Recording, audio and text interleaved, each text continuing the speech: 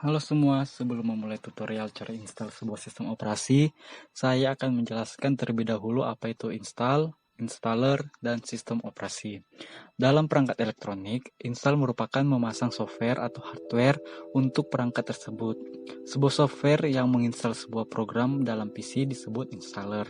Kemudian, software yang membantu fungsi kerja komputer dalam mengontrol tugas-tugas, mengeksekusi program, dan menghubungkan hardware disebut sistem operasi. Di sini saya akan melakukan penginstalan sistem operasi menggunakan VirtualBox. Nah, kita bisa pencet new untuk awal. Dan di sini saya akan menginstal sistem operasi Windows 7. Dan kita bisa pilih versinya yaitu berapa bit. Di sini saya menggunakan 32 bit. Kemudian tekan next dan ini memilih jumlah penyimpanan RAM. Next, dan di sini adalah jumlah penyimpanan harddisknya. Di sini saya memilih 32 GB. Kemudian tekan create.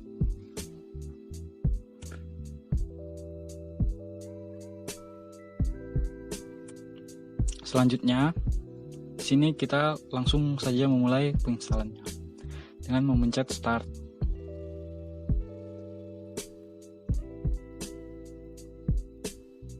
Habis itu di sini kita memilih sistem operasi yang sudah kita download. Di situ saya memakai Windows 7 32 bit dan kita pencet start saja untuk memulai.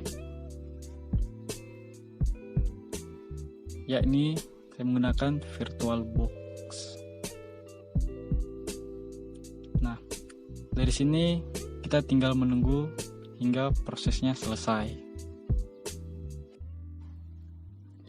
Nah, di sistem operasi ini memiliki berbagai macam sistem operasi mulai dari yang menggunakan sistem GUI, Graphical User Interface seperti Windows, Android, macOS, dan adapun sistem CLI atau Command Line Interface seperti Linux. Cara untuk membedakan sistem operasi ini cukup mudah, dikarenakan setiap OS memiliki tampilan yang berbeda untuk tiap jenisnya. Seperti Windows, kalian akan dipermudah untuk membuka suatu aplikasi hanya dengan menekan tombol, dibandingkan dengan Linux yang harus menggunakan perintah-perintah tertentu untuk dapat mengakses program tersebut. Selanjutnya, dalam setiap perangkat, laptop, smartphone, maupun PC pasti memiliki sistem operasi. Mengapa demikian? Karena agar semua resource atau sumber daya pada PC atau komputer dapat dimanfaatkan dan diatur penjadwalannya oleh OS tersebut. Karena salah satu fungsi OS yaitu menghubungkan hardware komputer dengan softwarenya.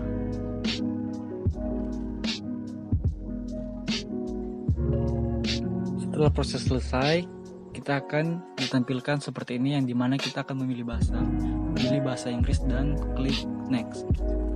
Selanjutnya kita klik install now dan akan segera memulai.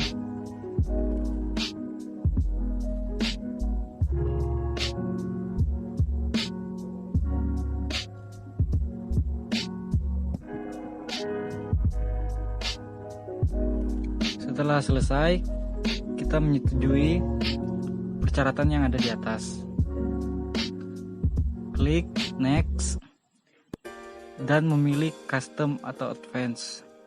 Di sini kita akan mempartisi hard disk yang dimana untuk sistem dan untuk penyimpanan. Klik new, kemudian kita apply, kemudian kita klik OK. Akan ada proses lagi yang dimana sistem sedang bekerja untuk mempartisi hard disk.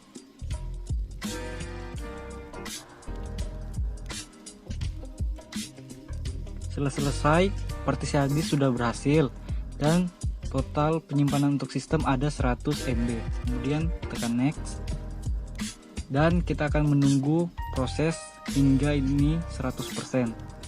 Proses ini cukup memakan waktu yang sangat banyak. Setelah 100%, kini sistem akan merestart kembali VirtualBox Anda. Kemudian kita menunggu prosesnya hingga selesai. Setelah berhasil di restart dan proses selesai, ini kita akan memberikan nama PC privasi kita sendiri. Sini saya menggunakan nama saya sendiri, yaitu Bayu Aditya.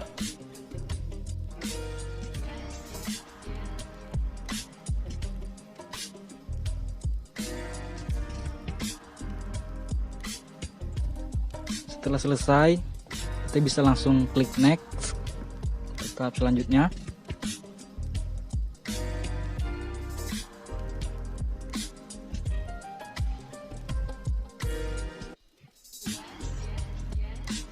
Selanjutnya untuk produk key yang otomatis kita unchecklist, kemudian kita klik skip. Pada tahap selanjutnya kita klik Ask Me Later.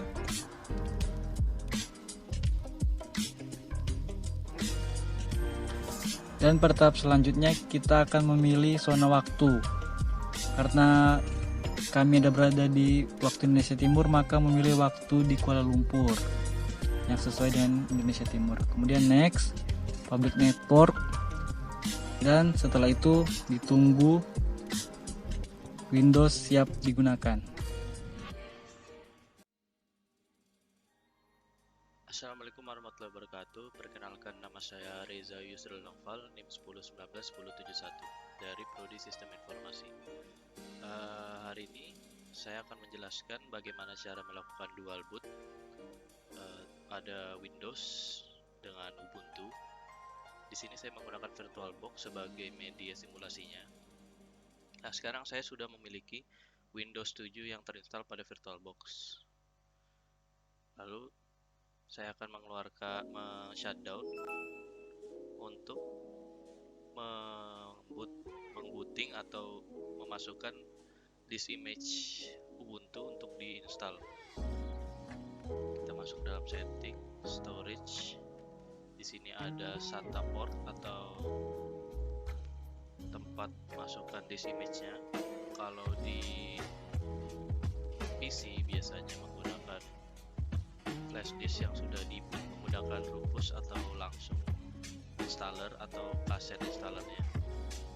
Di sini saya akan memilih Ubuntu 64 sebagai virtual optical disknya untuk menginstal Ubuntu-nya.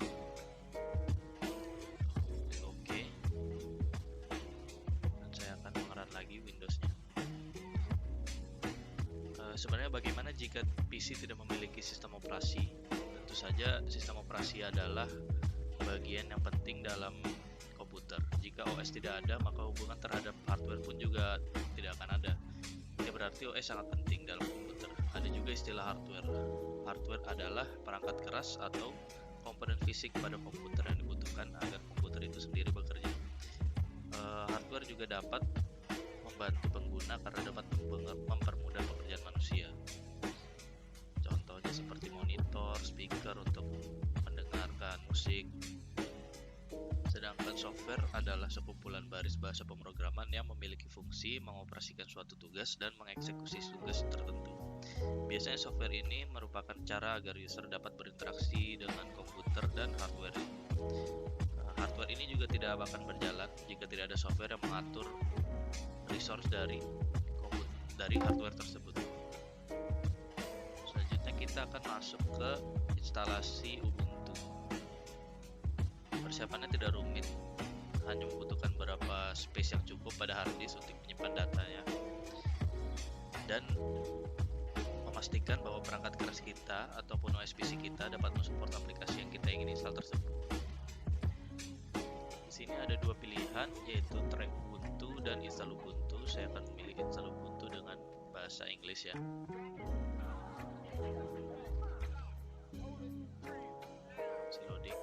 Kemudian keyboard layout. Dalam keyboard layout ini saya akan memakai default bawaan English US yang seperti biasa kita gunakan. Di sini ada dua menu, yaitu normal installation dan minimal installation. Kalau normal installation ini kita bisa menginstal third party seperti software, games, dan media player. Sebagai ini, install third party software for graphics and Wi-Fi. Kalau minimal ini hanya menginstal web dan utility dasar punya Ubuntu ini. silahkan klik no reinstallation dan install third party software, lalu continue.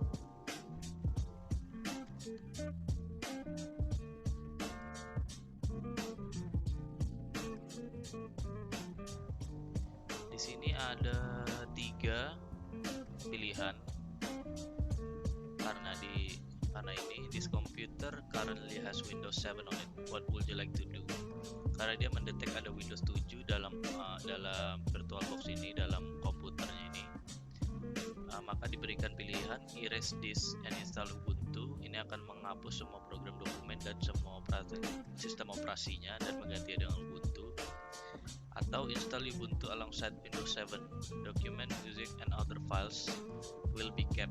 Artinya semua data dari Windows 7 akan disimpan dan dilanjutkan dengan instalasi Ubuntu sebagai sistem operasi keduanya. Karena ini dual boot, maka saya akan memilih install Ubuntu alongside Windows 7. Nah, ini merupakan alokasi partisi untuk Ubuntu. Saya sarankan di atas 20 agar lebih longgar. Saya akan pilih 2 sini dan install now.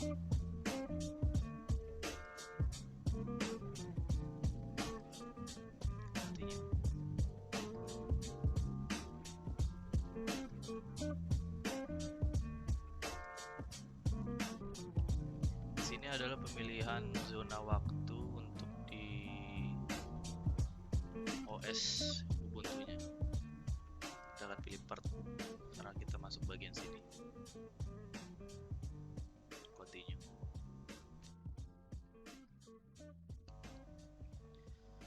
Untuk nama OS saya akan kasih test. Password. Continue.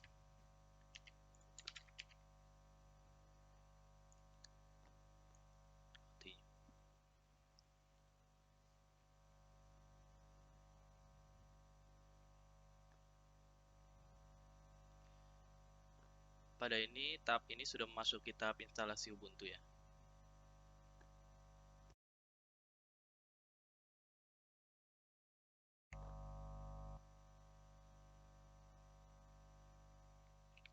Saya akan skip progresnya agar lebih cepat.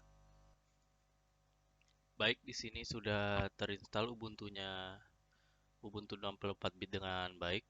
Kita tes apakah sudah terinstall dual boot atau tidak dengan mematikan Ubuntu-nya. Power off. Jika kita jalankan lagi Windows 7-nya, seharusnya dia masuk dalam menu BIOS dan memberikan kita opsi untuk memilih menggunakan OS Windows 7 atau Ubuntu seperti ini. Berarti ini tandanya dual bootnya berhasil. Kita bisa memilih Ubuntu atau kita memilih Windows 7. Coba kita pilih Ubuntu.